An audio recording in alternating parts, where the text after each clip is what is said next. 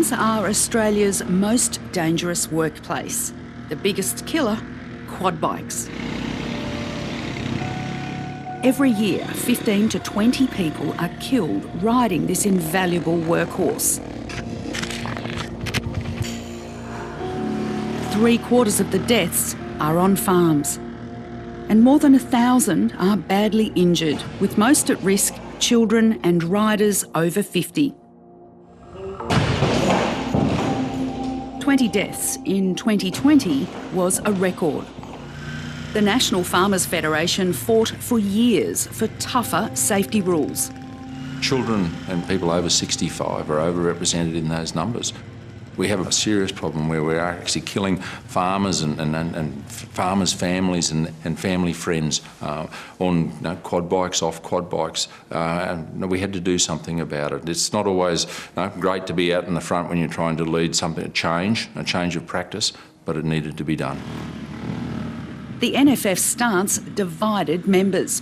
In Brent Finlay's 3-year presidency, only the backpacker issue drew as much heat.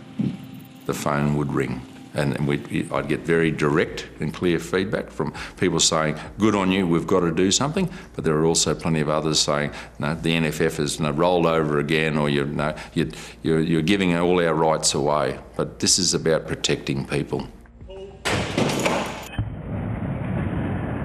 Rollovers cause 60% of quad bike fatalities, and many farmers have had near misses, including Brent's dad, Scott. He had a felt hat and that strong breeze blew down across his eyes, and he didn't actually back the accelerator off, and he ran into a limb on a tree and knocked him off the bike. So at that stage we said, righto, well, I think enough's enough. We need something far more safe and more stable.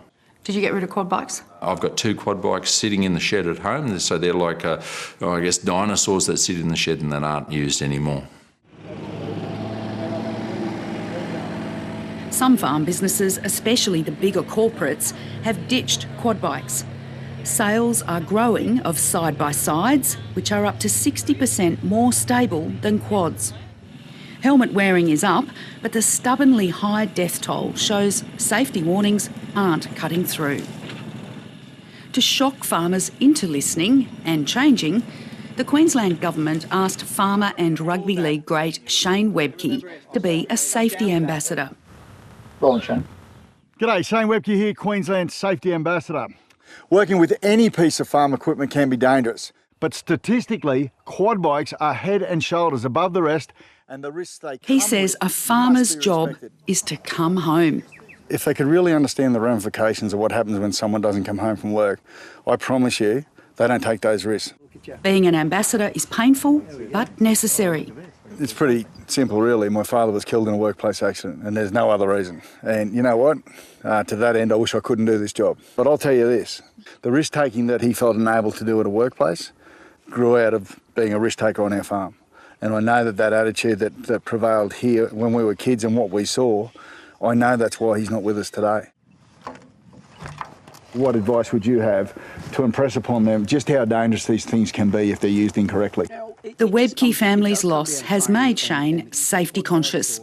He got rid of his quads after a landline story in 2015.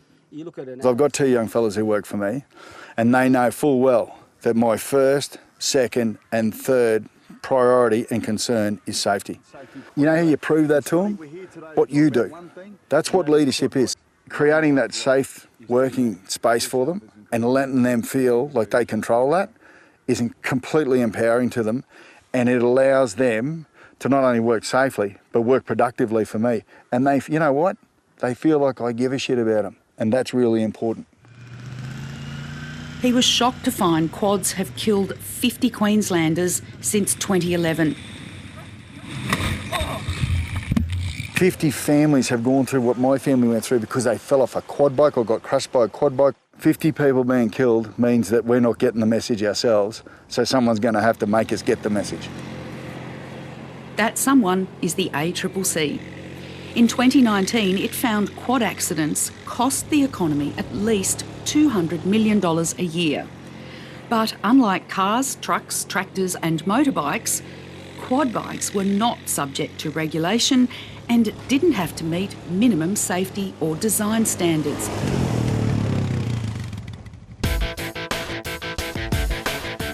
From October 11, new quad bikes must meet minimum stability standards and come with an OPB, or Operator Protection Device. Shane backs the new rules. So whatever they bring in to try and eradicate and alleviate that situation has got to be a good thing. And you know what? If they're so safe the way they are, why do people keep dying on them? It's pretty bloody simple, really, isn't it? 3, 2, 1, pull. With state government funding, the University of New South Wales Transport and Road Safety Research Centre tested quads with and without operator protection devices. Shockingly, it wasn't severe injury, but being pinned and unable to breathe that claimed many lives. A high proportion of the fatalities occurred because the quad bike rolled at relatively low speed and the person was trapped under the quad bike and asphyxiated by the quad bike.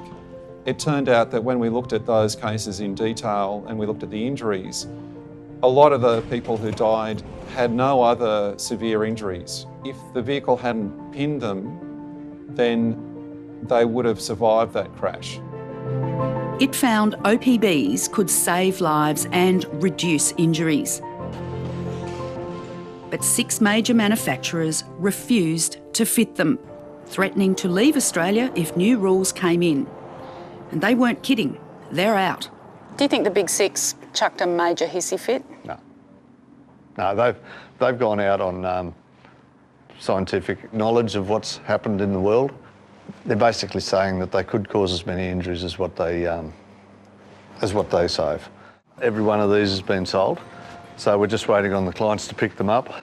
Craig Hartley, a bike dealer from Dalby, west of Brisbane, says many of his customers aren't happy.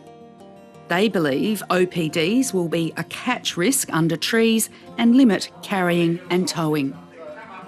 A lot of them are just saying that, you know, their productivity and efficiency is not going to be as good. There's not another machine on the farm that will do the job in the way that the quad bike does. There's nothing that will replace it. Quad bikes are 40% of Craig Hartley's sales. These are his last.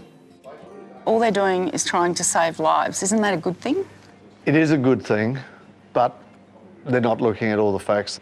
This whole legislation was targeted at the agricultural side of it, but so much of the cause of the accidents is far from just agricultural.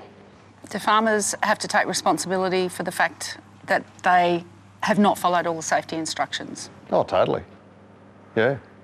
You know, they all know the risks, but, you know, they obviously, if everyone sticks to all the guidelines on that machine, you know, with the helmets and the under 16 and the alcohol and everything else, that'll make a hell of a difference. The top 6 manufacturers might be gone, but Chinese company CF Moto is one of those that remains, as they will add OPBs. Craig won't stock them though, claiming they're not as robust and many of his customers won't buy them. But the Chinese brand says soaring sales show Australian farmers are overcoming their hesitation about buying Chinese. You get your good quality electronic systems in them, braking systems, all your bodywork and everything is really good quality now. Farmers are starting to recognise that and purchase them, you know, and word of the mouth is really big in obviously our market, in the agricultural market. So if one farmer buys one, tries one, he's happy with it, then yeah, they're getting a lot of momentum. The market's growing that rapidly that we're struggling to get stock to supply the demand of everybody in Australia.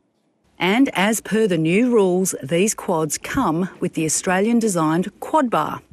Beauty about it is where you can still tow with it, so it doesn't actually affect your towing ability with the unit. And yeah, if you can save a life, then I'm all for it.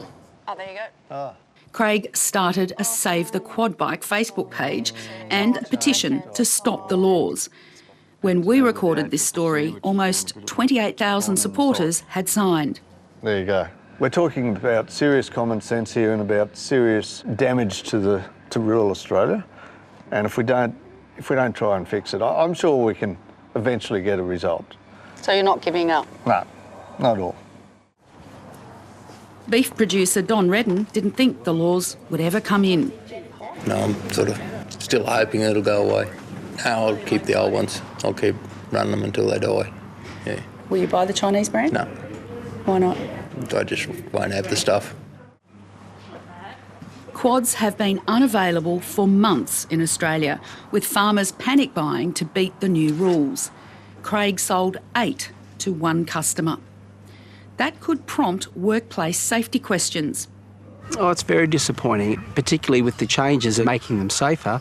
When we attend farms or attend workplaces, we'll be looking at those and the question will be asked is, why are you purchasing equipment that doesn't meet the standard? Or if you have something that meets a higher standard, why are you also using something that doesn't meet that standard? Are they in some sort of grey area legally if after that date one of those quad bikes is involved in a workplace accident? Oh, I certainly think they could be. It would be certainly a matter that would be tested.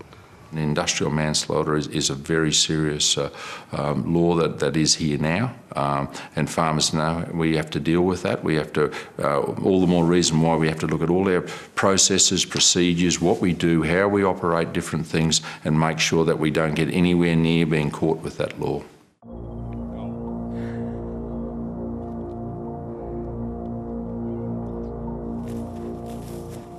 Safety Inspector Scott Munro has a big job, but concedes safety messages have more impact coming from the former rugby league great. I tell a very vivid story about what happened to my father, and then a couple of examples of things that I've done on farm with my own son that almost resulted in a similar sort of outcome. So you know what, if it took me all of that to learn that, how hard is it for people to change? This job will never be over.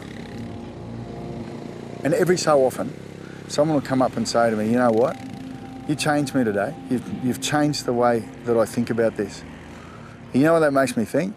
Is that my dad didn't die for nothing. I never stop feeling sad about that. I never stop feeling sad about the fact that he doesn't know my kids, that he never saw me, he loved footy, he never saw me play rugby league at a high level, never saw me play for Queensland, Brisbane or Australia. But most importantly, like he and I had a shared love of farming and we had all these dreams about what we would do. And he's not here for that. And for a stupid risk that he took at a job that he didn't like, he allowed a situation to occur which took him from us.